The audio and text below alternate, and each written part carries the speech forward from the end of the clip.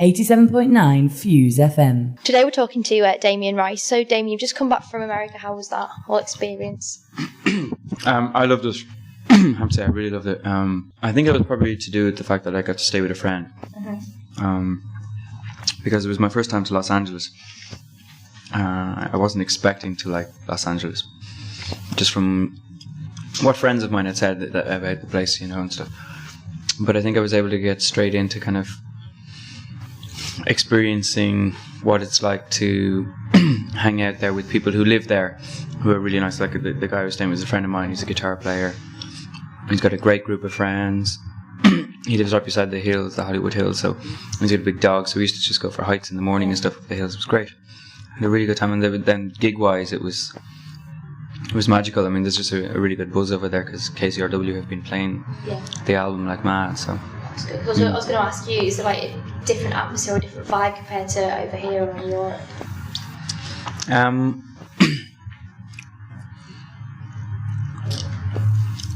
It's warmer, so there is a different vibe in terms of I definitely feel different when I'm in a place where the sun shines. I mean, it's brightish day to day, but it was a nice day for Manchester. Yeah.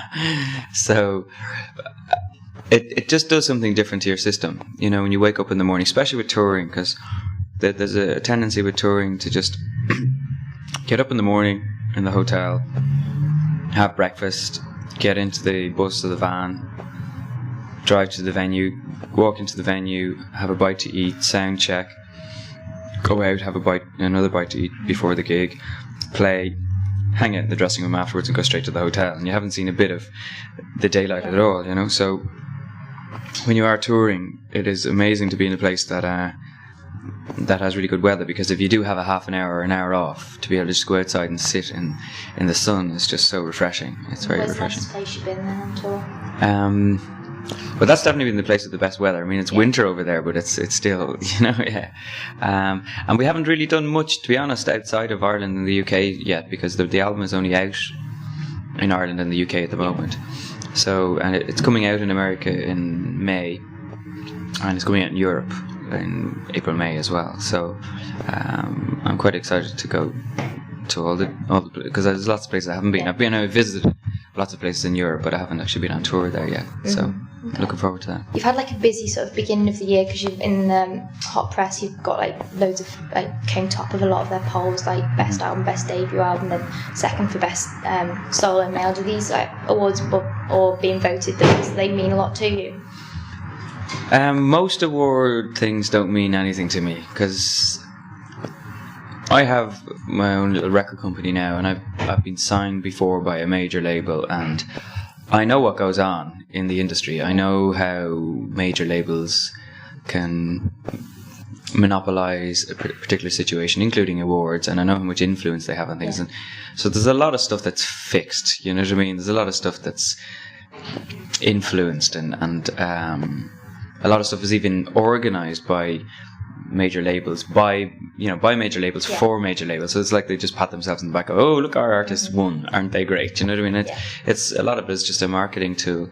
So I don't pay too much attention. I was quite chuffed with the Hot Press ones, because that's a reader's poll. So it's actually like what you buy as your records. Yeah. So it's the people who read voting in, and that was quite a bit of a novelty, But again, I was chuffed for a couple of hours with it. I was excited about it. And then you just kind of let it go, because it's the kind of thing that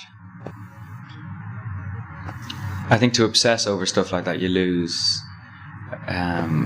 Not even obsess, but there's a part of me kind of feels like I actually don't want it to give it any weight at all. I almost just want to leave it alone and go, yeah, okay, we won it, great, thank you, so what? Almost. Not that I'm not grateful, it's just, I think if you start attaching to things like winning something or being best this, then you lose what you actually really are, which is just, somebody who's a little bit messed up and confused and gets to write about it and express it in a way that people seem to like. Do you know what I mean? That's all I want to do is to... It's not that I want to continue to be messed up or anything, but I want to just continue being the... sort of living in my sort of hippie artistic world where you're just free to be free to be wild and not have to answer to anybody, because it's that, for me, that leaves me open to inspiration and leaves me open to experience, and therefore leads me to a place that I think I'm really comfortable with, and a place that feels like me. Mm-hmm. And like, talking of awards, did you manage to see the Brits last night? No. So you don't know who won anything? We saw it in the papers this morning on the train. Yeah, 'cause I was going to ask you, what did you think of who won what awards, or who would you have liked to have seen win them? Well, there's anybody that I like wouldn't have even been nominated. Yeah. You know, in that. I'm a little bit like, with music these days, I look upon it like cars these days. There's not very many cars they make these days that are particularly exciting. Yeah. There's not very many buildings they build these days that are particularly beautiful. And there's not that much music these days that people put that much soul into. You know, there's just so much music that's just put out, marketed, sold, and it becomes massive and hugely successful. And it's entertaining. Some of it's very entertaining. But it doesn't have the shrivel up the spine factor or feeling that I feel stuff like Nina Simone and Leonard Cohen or Tom Waits, and, you know, people who die for what they're doing. It's not a Miss Dynamite fan then? I think she's good at what she does, you know, like that Miss Dynamite, you know. I mean, it's a catchy tune and great, but I don't know. I did see a clip on the telly last night about 1 o'clock in the morning or something. They were showing a highlight, and I remember, and she seems like I've absolutely nothing against the lady at all. And if anything, I'd be, you know, it's great that people do what they do. It's just that's just not what I want to do. It's just different. It's I'm not glamorous. I don't want to be glamorous. I don't like glamour. Glamour's fine, but it's just not me. So it's not my vibe. So do you think it's important for smaller acts like yourself to be supported, and do you felt that when you first started out you got a lot of support? No, I think it's important that it doesn't matter what size you are or anything. For me, all that matters really is integrity and strength. In that, I don't want to be kind of lost, because I was signed before, and I don't want to be lost in that whole whirlwind of marketing schmoozy. Do you know what I mean? I was signed to Polygram years ago in a band I was in Ireland, and because it's just actually not enjoyable. It's amazing. I don't enjoy it. Do you know what I mean? I like being free, and I like kind of being independent, and so you can choose your own sort of that for me, that's the whole point of art is fascism in a way. Do you know what I mean? It's like, it's where you're selfish, and it's not that you're selfish and self-obsessed in a way, and it's not that I necessarily enjoy that. It's just that I find that when I'm absolutely true to whatever it is I'm doing, that it turns out better. It just turns out better, and it just happens to be a phenomenon. You know what I mean? And as well, when I look back on there's anything in life that I absolutely, completely admire or absolutely think is amazing, something that, you know, moves me, whatever. It always comes from that source where somebody is so inspired by something that they just go all out for it, no matter what the walls might be standing in front of them, and they just create whatever it is they create. And I think, again, too much support from people makes life too easy for you. It's like the way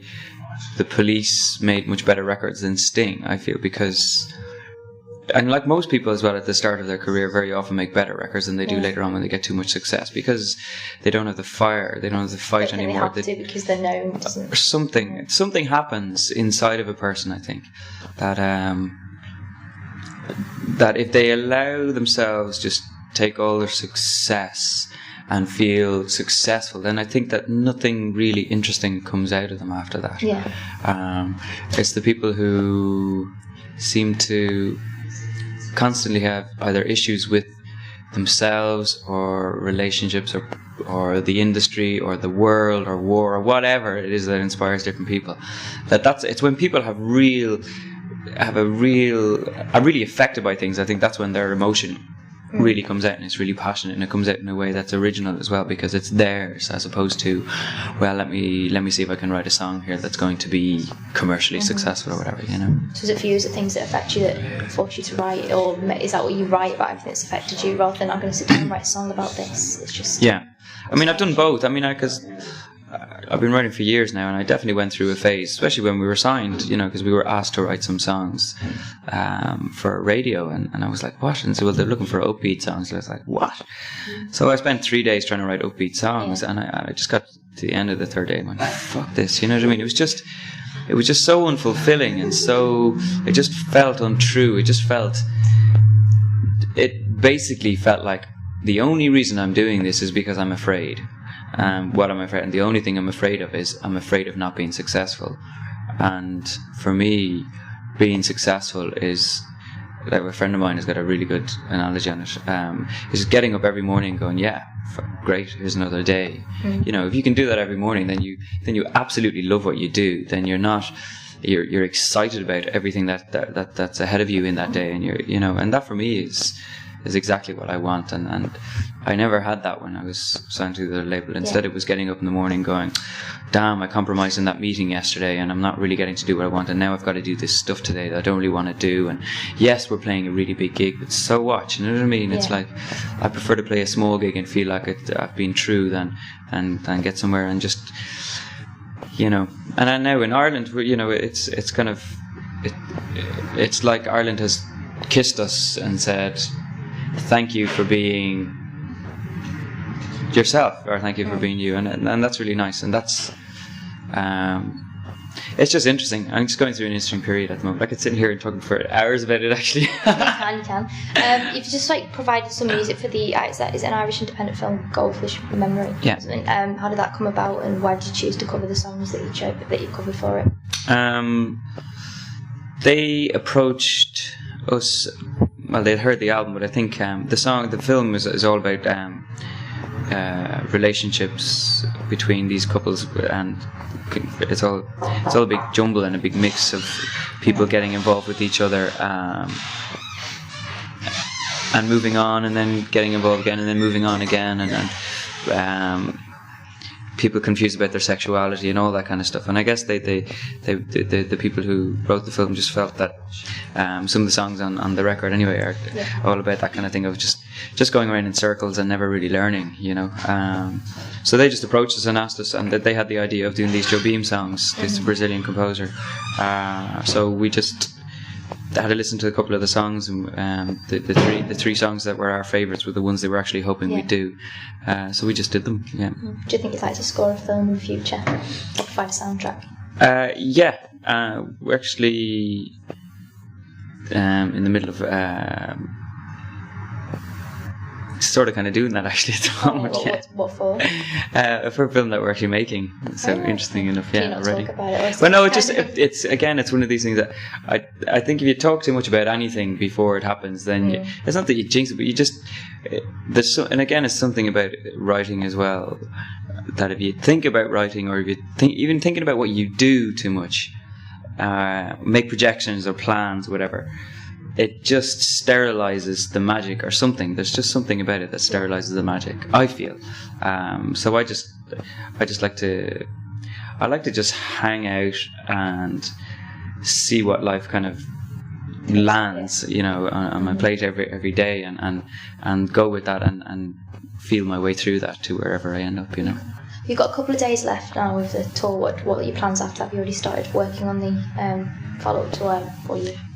We did a week of recording in a castle recently, in Ireland, and so we put down a whole lot of songs for the new record, because we've got them all written, and that we actually play a lot of them at the gigs as well, and it's just it's all the stuff that didn't fit on O, which is all the kind of the angrier, more than frustrated side of the same kind of things, you know.